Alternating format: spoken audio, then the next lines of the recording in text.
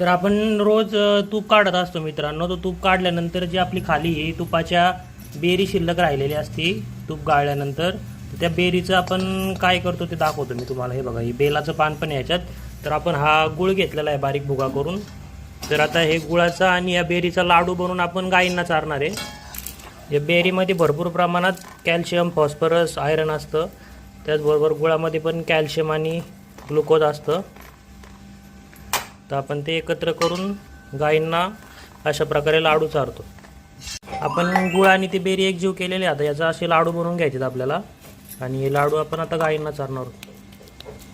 हे बघा किती तुपट आहे, त्याच्यात भरपूर प्रमाणात तूप पण राहतं. हे बघा, हिने सगळा लाडू खाल्लेला आहे एका टायमात.